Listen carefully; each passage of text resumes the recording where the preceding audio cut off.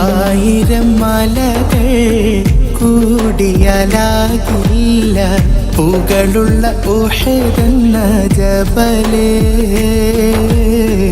ആറ്റൽ റസൂലിൻ പ്രണയത്തിലായി ലയിച്ച കീർത്തി പെറ്റ ഉഹദെന്ന ജബലേ.